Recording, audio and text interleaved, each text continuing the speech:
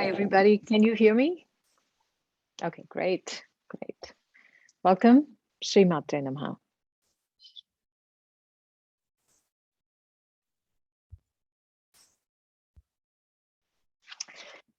Thank you, Katie, and thank you for having me today to this wonderful event. And I'm Kavitha Chinnaiyan. I am a cardiologist and professor of medicine at Oakland University, William Beaumont School of Medicine in Michigan. I'm also the author of Shakti Rising, The Heart of Wellness, and Glorious Alchemy, Living the Lalita Sahasranama, and the founder of Shabda Institute. And it's truly an honor today for me to speak on this topic of Shakti, a topic that's very dear to my heart, of course. And so when we talk about the divine feminine, I think there tends to be a variety or a spectrum on which we may place our understanding of what even the divine feminine is.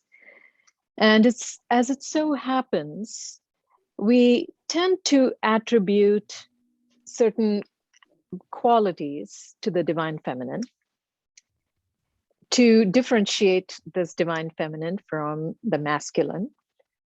And this stems from this kind of an understanding that is placed on this very wide spectrum of what Shakti really is. And so today what I want to do is I want to really locate Shakti in history and then come to eventually, kind of distill down to what Shakti or the divine feminine in this particular tradition, which is the Eastern tradition, really is. So for this, we have to rewind several thousand years, which is what we'll do. So when we look at, the feminine being in the divine category, we see the earliest mother goddess kinds of figurines in archaeology being unearthed somewhere around 20,000 to 23,000 BC. So it's that far back. And so that's in India. But, we also see this across the world. For instance, if you go to Crete in Greece, you'll see that, the mother goddess was really the point of worship in the Bronze Age. And that is eventually replaced by the other, deities of Greek mythology that we know. And the mother goddess, the snake goddess, and the medicine goddess, they all kind of become obsolete by the time the more well-known deities of Greek mythology kind of take over the history at that point. And so in India, we see the earliest mention of the mother goddess a really long time ago, right? 20,000 BC. It's kind of unfathomable. And then we also see, belonging to that age, some triangular figures, which are probably reminiscent of what we now call yantras in the discipline of Tantra. And then we see, several different female kinds of figures that have been recovered in the Indus Valley civilization in Harappa and Mohenjo-daro, which were the major cities of the Indus Valley civilization.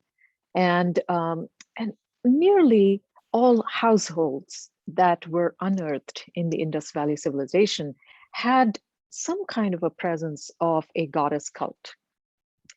And it's now thought by scholars that these were actually fertility cults. And so this mother goddess really was invoked in the fertility of not just the woman or the man, but also the fertility of the earth. So in terms of harvest and so on and so forth. So this grew as a fertility cult back then.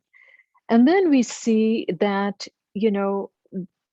they become associated, these cults become associated with certain rituals, and they are really in these agricultural communities, and these really form the basis of that, that religion and that kind of faith back in the Indus Valley civilization.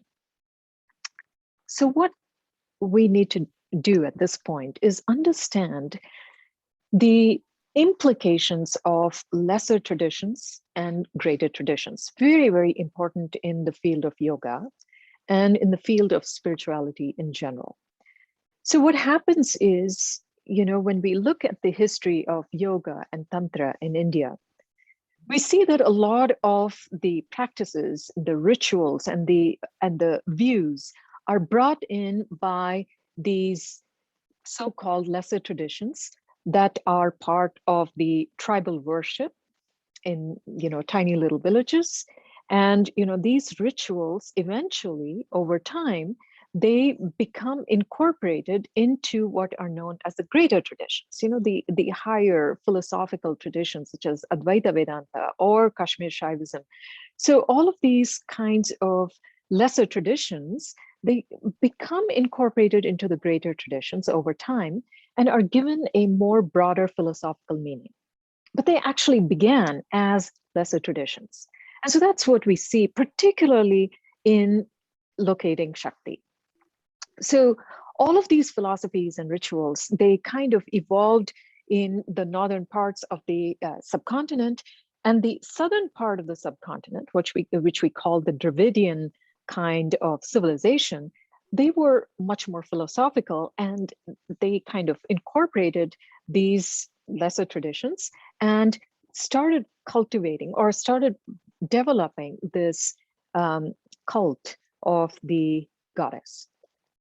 And so this concept of Shakti, this concept of the divine feminine, then became an integral part of that religion, and eventually became the the goddess of the Vedas, then the Puranas, and then the epics, and then eventually got incorporated into the Upanishads and Tantra, and then we come to this modern era where this has kind of diverged into this very broad spectrum that I was speaking about.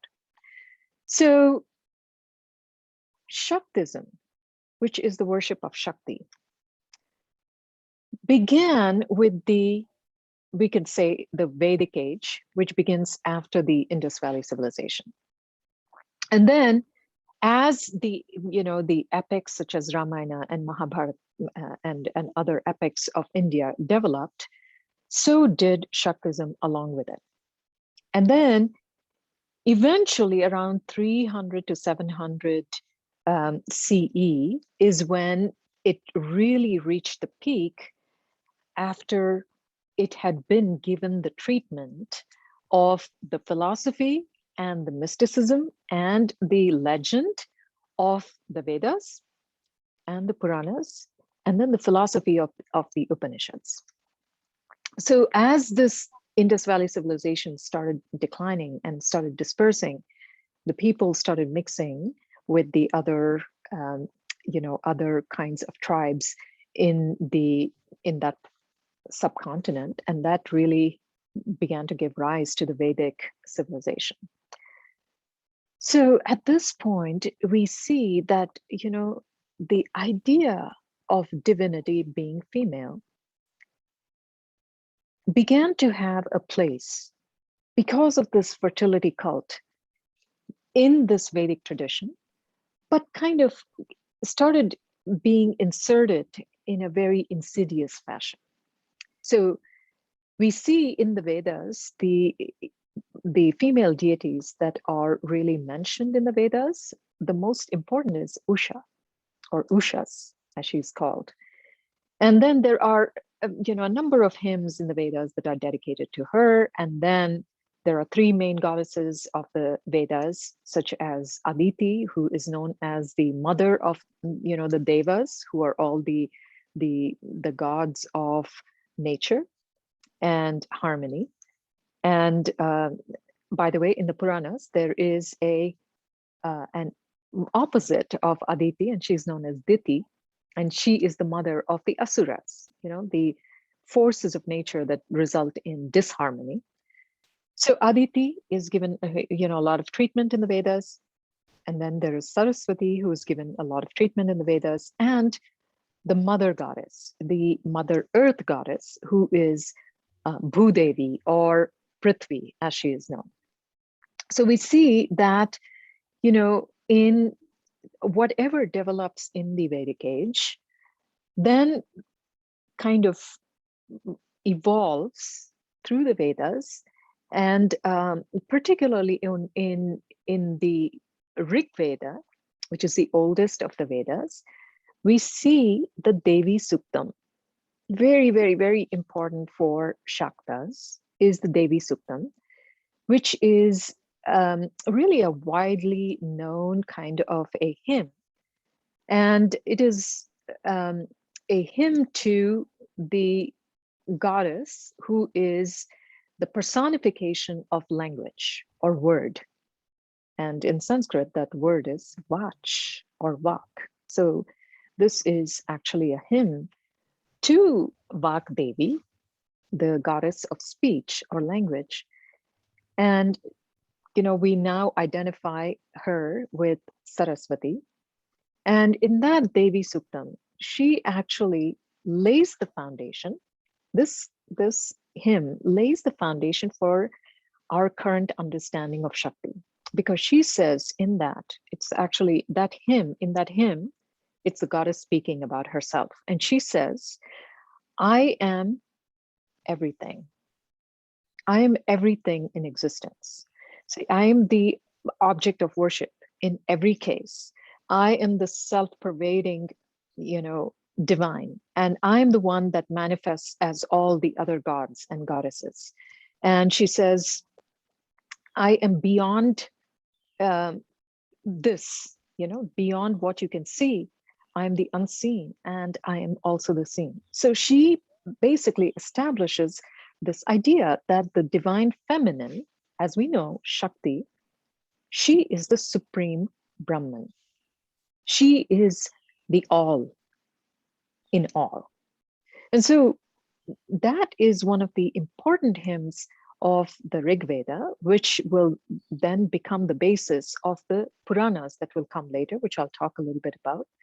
And the other hymn that is in the Vedas that becomes really important and continues to be an important hymn to this day is known as the Shri Suktam. So there is the Devi Suktam and there is the Shri Suktam. And Shri is better known now as Lakshmi. And she is all auspiciousness. And there too, in the Shri Suktam, she says, actually, she doesn't say that. In Shri Suktam is the devotee invoking Shri, or auspiciousness, that is personified as this goddess, and invoking her as the sun and the moon and everything in nature, and really asking for a clarity of mind to understand Shri, to recognize Shri in all of manifestation, recognize auspiciousness. So we see in the Vedas that, it starts to lay down the foundation for what Shaktism will eventually become. So we see here that, these early images of the goddess, these will eventually become the personification of the various gods and goddesses that we'll see in the Puranas that will evolve out of all this.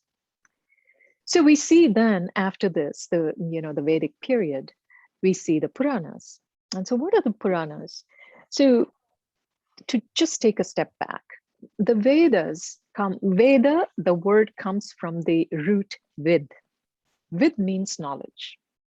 Specifically, it means eternal knowledge that was always applicable and forever will be applicable. So any knowledge anywhere at any time, past, future, present, in any plane, is known as Vid. And the Vedas are a compilation of that knowledge into a very, very vast body of literature. And they are known as Shruti, because Shruti means heard. So Vedas are known as Shruti because they arise from these very highly evolved beings known as rishis or sages, who were able to tap into this eternal knowledge that is always there. Even we have the ability to tap into this eternal knowledge. And they were able to, produce words out of that sound. So it's that sound to word pathway. So they were able to hear this sound and come up with the words depicting that sound, and come up with this very vast body of literature, which was eventually divided into 4 Vedas. So the Rig Veda and Samaveda, Yajurveda, Atharva Veda. So there are 4 Vedas. It's basically the same knowledge that's arranged in different ways in all the 4 Vedas. The Rig Veda is the oldest of the Vedas, about 3000 BC, I would say. But, that, and then we have the Atharva Veda, which was added later and over centuries. So that's the newest of the Vedas. So the Vedas, as you can imagine, are extremely difficult for a common person like you and me to understand. So the Puranas came as a solution to these conundrum of the Vedas, which were not accessible to everybody. And so the Puranas are actually Vedic knowledge that are, Vedic knowledge that is depicted in the form of stories, in the form of personification of concepts, so that we can get this knowledge in an easier way. So the Puranas are full of stories and, full of, like parables kinds of stories. And so the Puranas, the Puranic period is when these deities are given shape and form. They're given particular, a particular form, with all the implements and the weapons and so on to actually drive home a particular concept. So all the Vedas have 4 different portions of the Vedas. There's a ritualistic aspect and meditative aspect and so on. The last part of every Veda is known as Vedanta. Vedanta means, quite literally, Veda Anta, the end of the Vedas. So it has 2 different meanings. It's called Vedanta because it's at the end of the Vedas, but it's also known as Vedanta metaphorically because it is the end of all transactional knowledge. And it is the beginning, the dawning of higher knowledge, this self-knowledge. And that, the end portions of the Vedas, which are the Vedanta, are what are known as Upanishads. And so there are, many, many Upanishads, 108 of which are the most important. And then we have within the Upanishads, Shakta Upanishads, very important, which are actually much more recent, as in they were added kind of much later in history and somewhere between the 13th and the 18th centuries. And they actually, again, start to condense the philosophy that is so old, remember, 20,000 BC.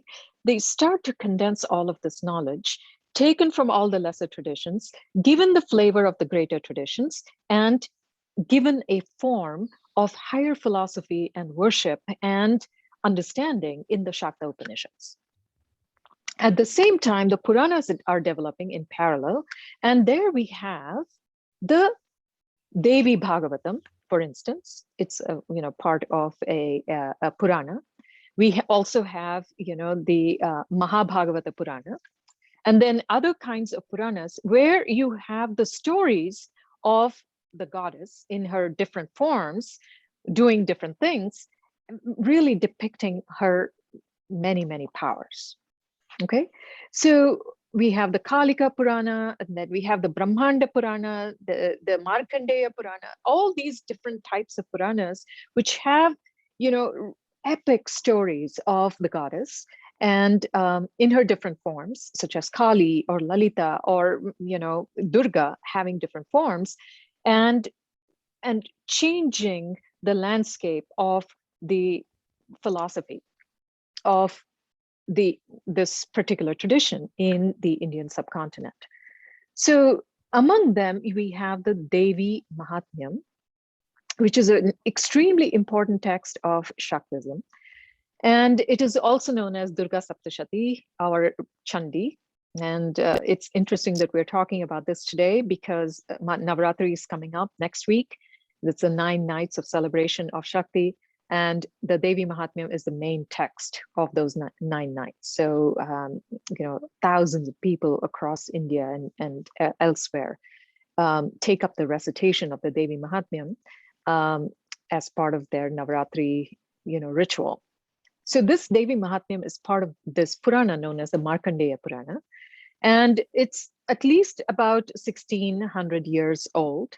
And there we have really the establishment of Shakti as a separate stream of Hinduism, and then forming the basis for the tantric texts and then the tantric philosophies that will come, which were of course being developed at the same time and much developed even earlier, but really establishing this idea that actually Shaktism is a thing.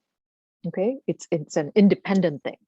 So here we have, this, those of you who are familiar with Devi Mahatmyam, it's this epic story of the goddess who comes in different ages, in different eras to re-establish Dharma. Okay, so those of you who are familiar with the Bhagavad Gita will find many similarities with the Devi Mahatmyam. For instance, both the texts have 700 verses. And they have similarities in the sense of the teaching, of course. And in the Bhagavad Gita, Krishna says to Arjuna that yada yada hi dharmasya glanir bhavati bharata. He says, anytime there's a decline of dharma, I will take a birth. And Devi says in the same fashion, in the same tone in the Devi Mahatmyam, anytime there is a decline in dharma, call me, I will be here. In fact, I will take birth as Krishna and I will re-establish Dharma. So the point that I'm trying to make here is the Bhagavad Gita was already an established text by them. Okay, so anytime we read a particular text, we really have to keep in mind its historical context and why things are the way they are. It's not all mystical all the time. There is also very good political and historical reasons for why, there are 700 verses, for instance, or here by Devi saying, I'm going to come as Krishna. It's saying, well, I'm superior, right? So if you look, and here's a tip that I can give you, which is really unfathomable for a lot of people who are not kind of familiar with this culture. There are many streams in Hinduism. There is the Vaishnava stream, there's the Shaiva stream, there is the Shakta stream, there is, Ganapatya stream, and so on. Each will have its own text, each will have its own philosophy. And if you go to the Shaiva text, Shiva is supreme. It subsumes all the other gods, including Shakti and Vishnu. If you go to the Vaishnava stream, Vishnu is supreme and he subsumes all the other gods. If you go to Shakta stream, in the text, Shakti basically subsumes all the other gods. So, and those of us who are familiar with this and are, kind of inculcated with this, don't find it strange at all that there can be such a, kind of a diversity within this culture, within this tradition. So here we have the Devi Mahatmyam, and this is where, you really start to see goddess as coming into her own in the culture. And at this point, and in the Devi Mahatmyam, she is superior even to Shiva and Vishnu and all the other deities. So she is the supreme Brahman. She is the all in all, like I was telling you about Vak-Devi. And along the same lines, we also see other texts such as the Lalita Sahasranama, which is part of another Purana. While the Devi Mahatmyam is part of the Markandeya Purana, the Lalita Sahasranama is part of the Brahmanda Purana. And here in the Lalita Sahasranama, very different text compared to the Devi Mahatmyam, because here we begin to see the esoteric practices that combine both Advaita Vedanta, the non-dual philosophy of Advaita Vedanta, as well as the tantric concepts such as Kundalini and the Kundalini Yoga and Mantra Sadhana and Yantra and so on. So very, very esoteric kind of a text, the Lalita Sahasranama, in which, again, the goddess is supreme. And she is the reason, the cause, and the cause of the universe. She is the creator, she is the sustainer, and she is the one who destroys time and space. And she is the cause of dissolution as well.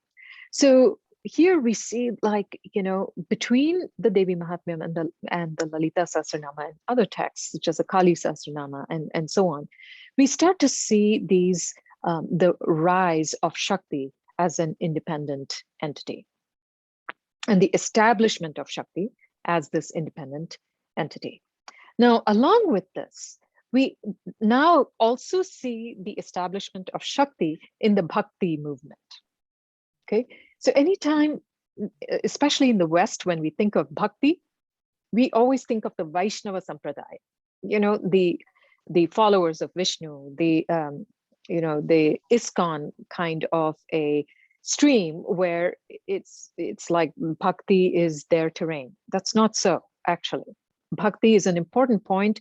It's a very important aspect of every stream of Hinduism, including the Shakta stream.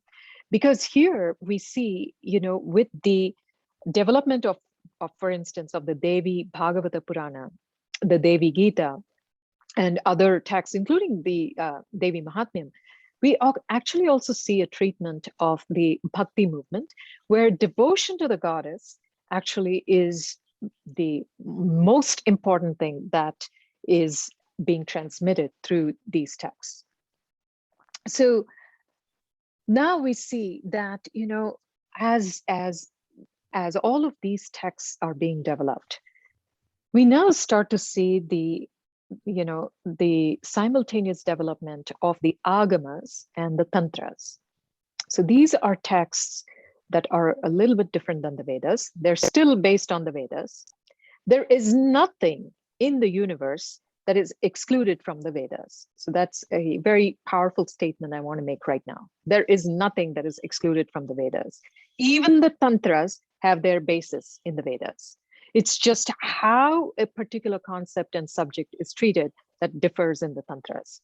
So we now have the tantras, and there's a very complicated history here of how the tantra develops as two different streams of whether it is a feminine path or a masculine path, and it's not based on feminine or masculine as in people.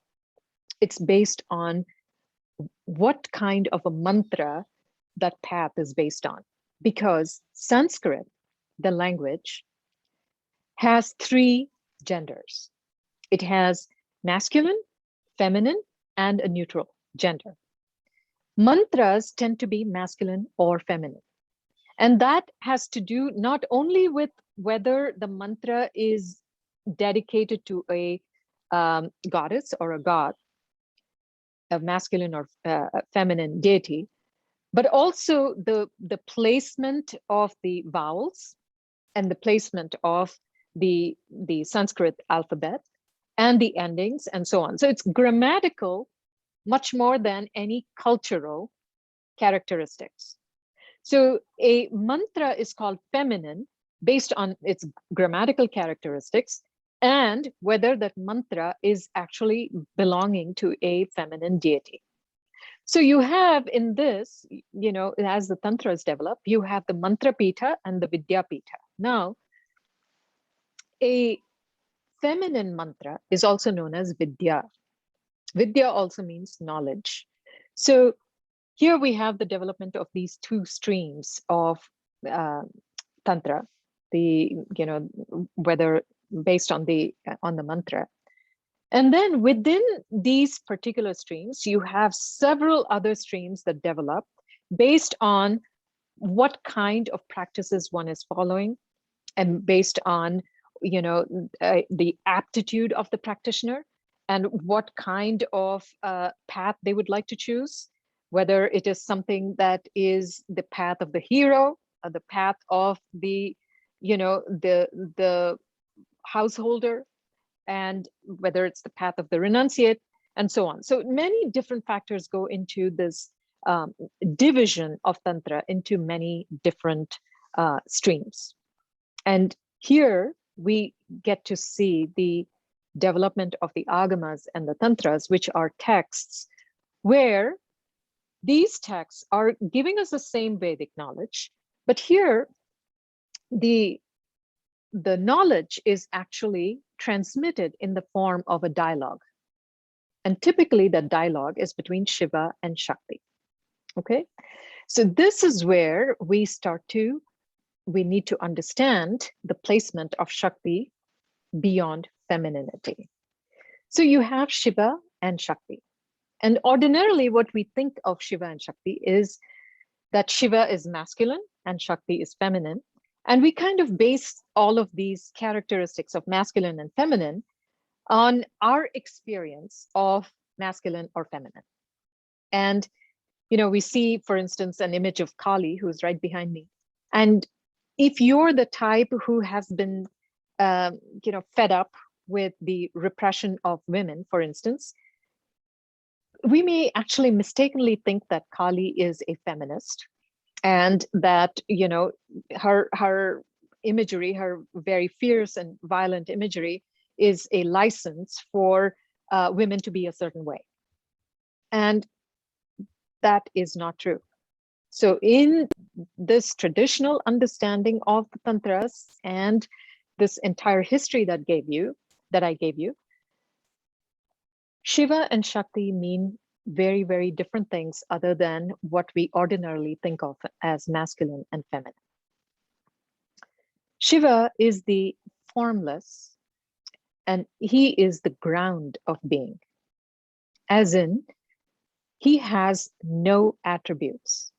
No attributes. Now here, when I'm talking about Shiva, I'm not talking about the Puranic Shiva, who is the deity who, he's depicted as this yogi who's sitting in the Himalayas and meditating, and he's pale and has snakes and so on.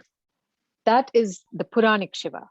Here, Shiva means witnessing awareness, the supreme consciousness that is without attributes.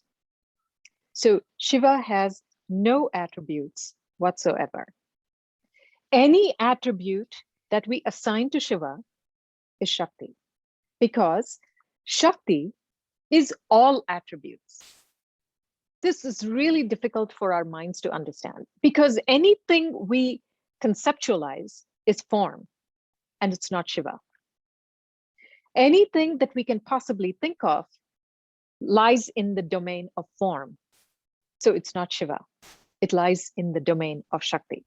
So Shiva is absolute stillness, absolute attributelessness, as in he is formless, and he is the ground of being in which Shakti manifests as all attributes, all forms.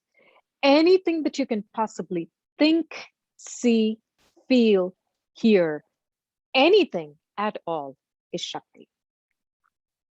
So, and this is a very, very important concept, particularly in the non-dual Shiva and Shakta Tantra streams, because if we don't understand this, then we tend to have a lot of difficulty understanding the rest of the philosophy and the practices and so on. So now you can imagine, Shiva is attributelessness, has no form, right? Nothing that you can even think of, because anything you can think of is not him, right? So if he is the formless, there are infinite number of forms, infinite number of attributes, right? So from like the everything you see in the macrocosm to everything in the microcosms, these tiny cellular reactions that are going on in the body right now, the subtle thought which has yet to arise, the thought that has died already, the dreams and the hopes and the fears and the joys and the memories, anything you can possibly think of is Shakti. The planets and the stars and the black holes and, destruction going on in some distant universe, evolution as it has happened, everything is Shakti. So there is nothing that is not Shakti. So this is the premise of non-dual Shakta and Shaiva Tantra. Now, what do you think the difference between these two is? Where we say it's non-dual Shaiva Tantra, non-dual Shakta Tantra. So when you look at Shaivism, where the real emphasis is on Shiva, actually, because Shiva has no attributes, any worship that you can perform, any mantra that you can possibly practice, any other kinds of things you can do within a particular path, they cannot belong to Shiva. They can only belong to Shakti. So it is said that Shiva is Shaktiman. Shiva is Shaktiman. Shaktiman means he's the holder of Shakti. So all Shaktis are his powers. Shakti quite literally means power. So all powers belong to Shiva because there is no other way, right? If you have powers, you need to have a holder of power. So in Shaivism, we really think of Shiva and Shakti together.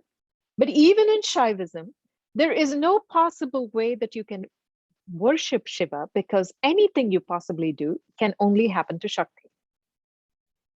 In Shaktism, we, place Shakti higher and say, well, since nothing can be worshipped other than Shakti, we'll just take that to be the supreme.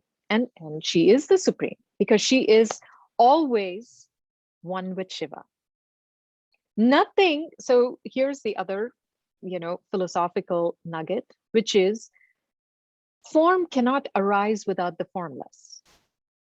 Form can only arise in the formless and with the formless, which means Shakti is always united with Shiva.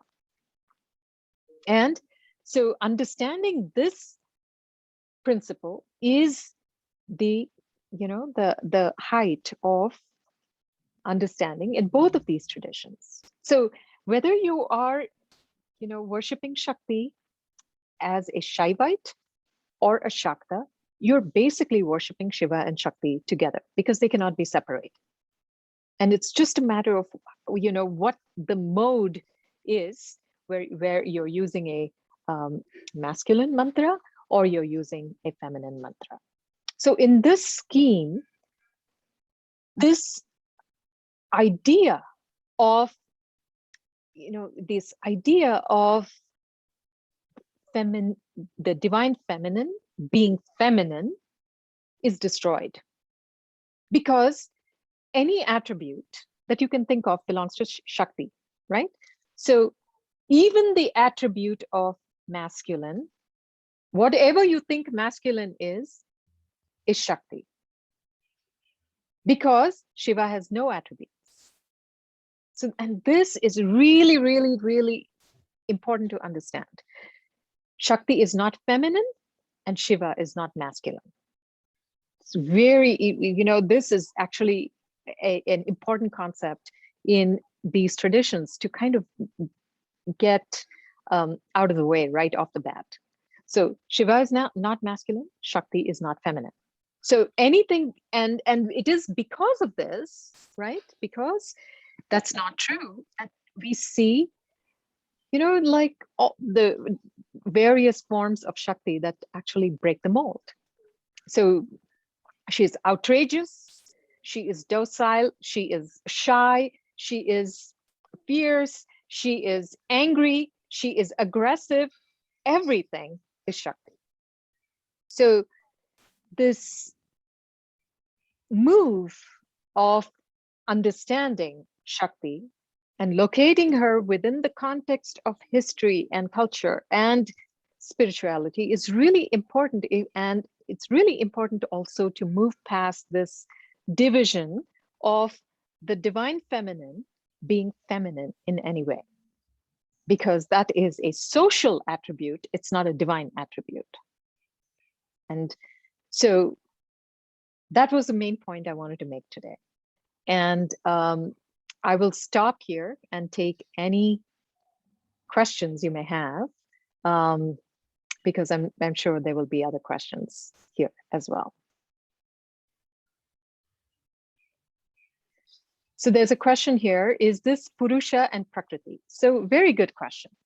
So if you look at the Sankhya system, Sankhya is one of the darshanas of, there are 6 main darshanas, 6 main streams in yoga, in spirituality in India. And Sankhya is one of them, which is really the darshana also of the Bhagavad Gita. And here you have the Purusha and Prakriti. Purusha is the masculine and Prakriti is the feminine. So Purusha is the undoing, attributelessness that is part of Sankhya. Okay, Prakriti means nature. Nature means materiality, which is all forms. So in Sankhya, you take Purusha and Prakriti, and that becomes, equivalent to Shiva and Shakti. But actually, there's a difference between the Sankhya system and the tantric system, the non-dual Shiva and Shakti tantric system, because in these traditions, the non-dual Shiva Shakti tantra, 11 other tattvas are added above Purusha and Prakriti. So one of the issues with the Sankhya system is that Purusha and Prakriti kind of always remain separate. Okay, so this is a very subtle esoteric thing. So they always remain separate. And it's very difficult to reconcile that. And so what happens is in Kashmir Shaivism or in Shakti, in non-dual Shakta traditions, 11 other tattvas are added above Purusha and Prakriti in order to reconcile this idea of Purusha and Prakriti being separate, and also to give a higher understanding of Shiva and Shakti being non-separate. So I hope that answers that particular question.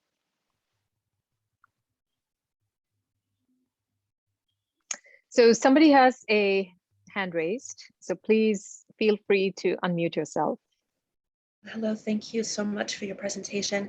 I was wondering if you could mention how does, if one has a bhakti devotion to Ganesha or Hanuman, how that plays into this as well, this understanding of the kind of in the non-dual Shiva Shakti tradition. And also, I'd love to hear your reflection on the figure, the dynamic where Shiva and Shakti are merged into one being. Yes, Ardhanarishvara. Shiva, yes.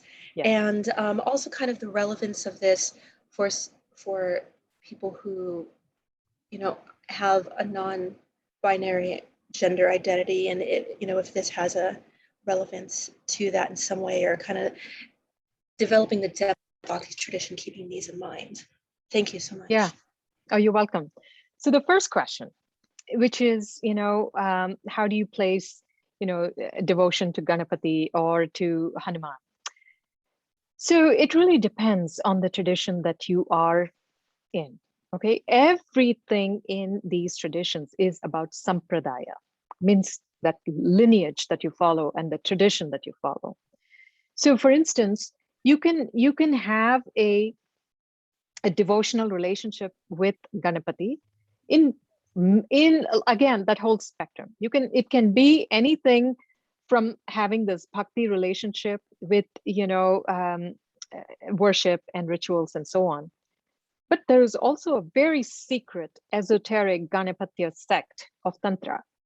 And that requires initiation. It requires instruction from a guru, and it requires a particular mantra, particular practices, and everything in every field, in every sampradaya, in every lineage, in every tradition. Bhakti or devotion is the fuel for the practice. So even when you are engaged in, self-enquiry, jnana yoga of Advaita Vedanta, bhakti is implied in it already, because without devotion for something, you can't really proceed at all. You need to have devotion. That's like the fundamental thing. Beyond that, how you approach a particular deity depends on the sampradaya and, the kind of instruction you're given. Same thing with Hanuman. You can have a devotional relationship with Hanuman, like, it is very common in the yoga world with, chanting the Hanuman Chalisa, for instance, and having, kirtan, bhajan, that kind of a thing. Or you can have a very different understanding of Hanuman based on there is actually a tantric sect of Hanuman, which is completely different, hidden away, requires a guru, requires initiation, and it's, that understanding is completely different. So it really depends on where you are and, in your practice and, the sampradaya that you follow. Now, with regard to Ardhanarishwara, you asked, which is really a fantastic question.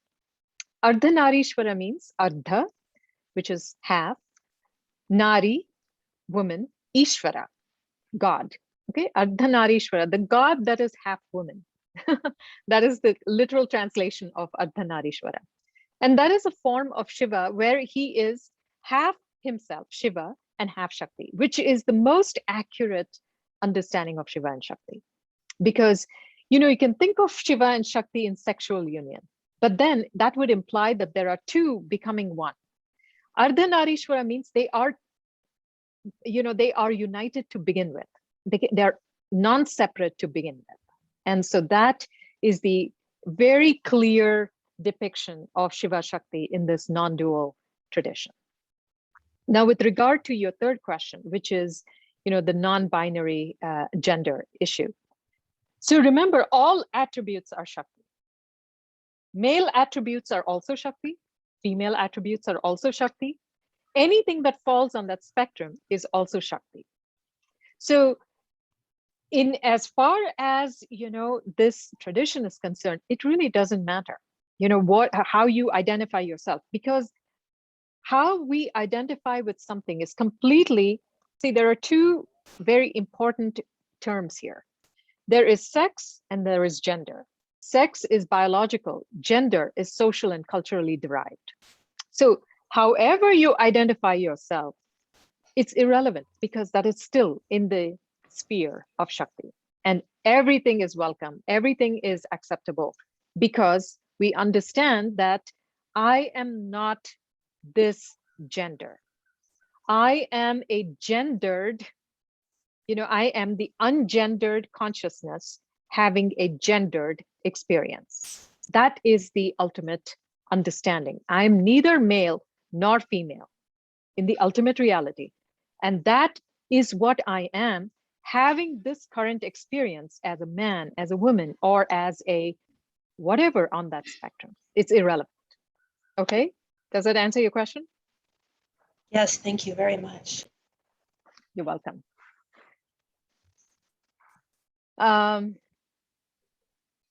So more questions?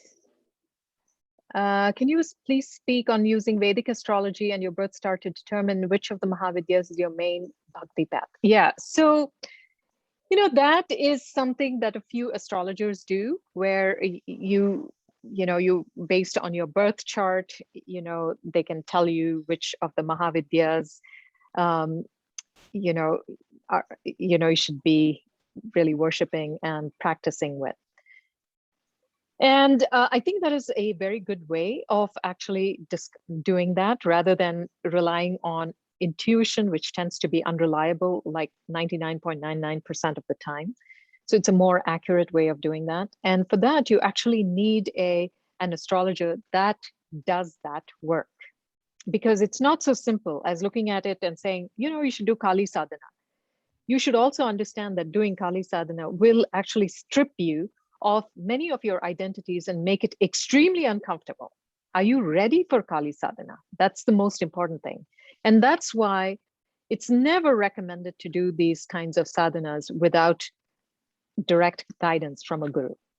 Because even though the astrologer may tell you, it's the guru actually that initiates you in that sadhana and guides you in that sadhana. Because these Mahavidya sadhanas are intense. They are not like singing the Hanuman Chalisa. It's intense because they have instantaneous results, which are not very comfortable. So that's what I want to say about that.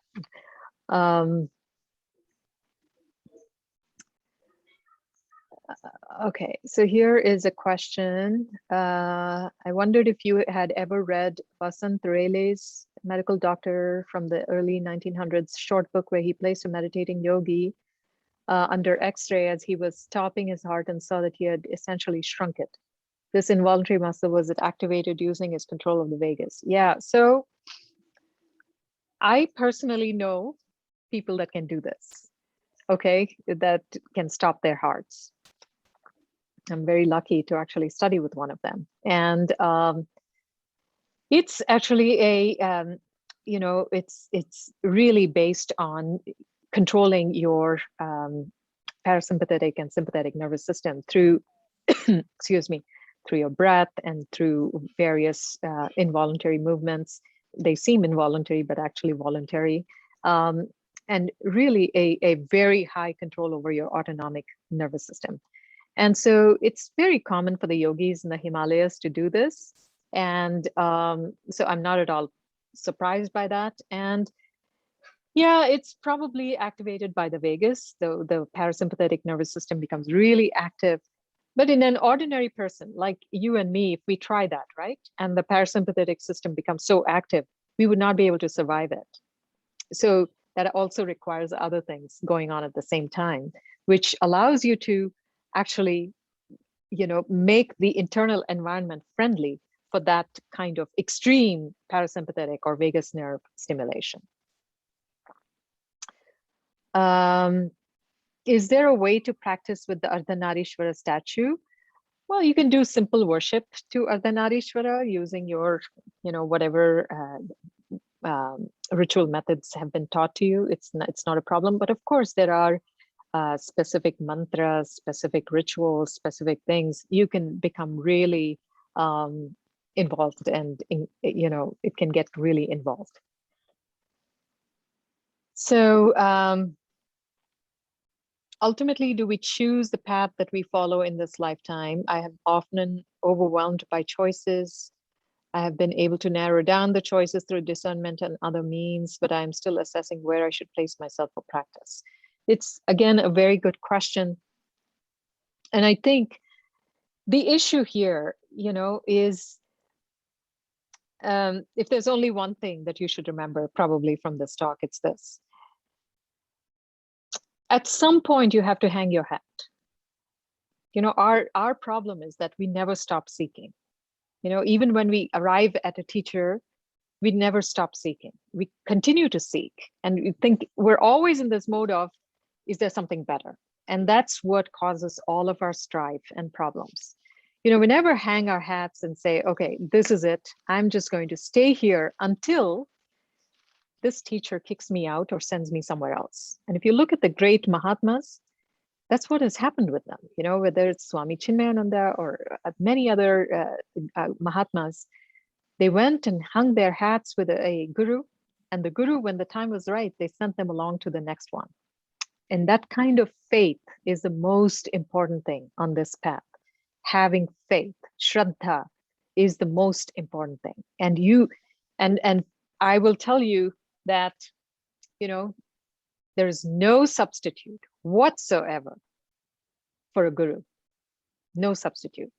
And a living guru who can guide us, in our moment-to-moment, day-to-day practice, it's the most exquisite thing there is. But for that, number one, we have to have faith. Number two, we have to have trust. Number three, we have to be able to surrender to that guru. And that's when great things happen. I think we have a few more minutes if anybody has other questions.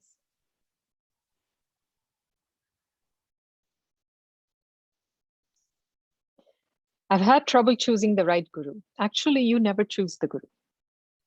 That's the problem. So the guru chooses you. And you have to have the faith. Our problem is, the guru can be standing right in front of us. We don't recognize it because we are looking for something else. You've heard that story, right? Of the big flood in the village. And there was this guy who was extremely devout. And he kept saying, well, God's going to save me. And the village kept flooding. Everybody left. And he climbed up to a tree. And, a boat came by and said, hey, jump, we'll take you. And he said, no, God's going to save me. And then, a helicopter came by and he said, no, God's going to save me. And then he died and went to heaven or wherever people go. And God said, what's going on? And he said, I was waiting for you. You didn't come. He said, I came. You didn't see me. I came to you on the boat. I came to you in the helicopter and you didn't see me. So we're always looking for a guru in a particular form, which is why we miss the guru when they're standing right in front of us. So opening your mind and your heart and having faith, I think, is the most important thing.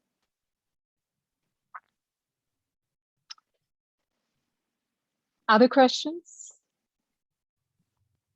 So I hope, this little talk on Shakti and has given you a little, food for thought.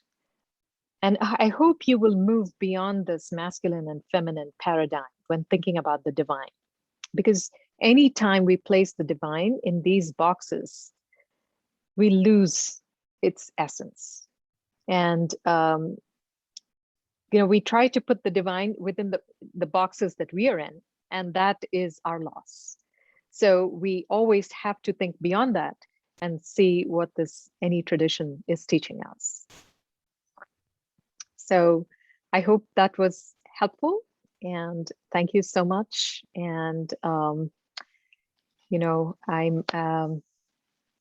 wonder if somebody could share the link to our website, and if, we have plenty of courses and offerings and so on. So if you're interested, you can check out Shabda Institute, sabda.institute, and lots and lots of courses on Shakti and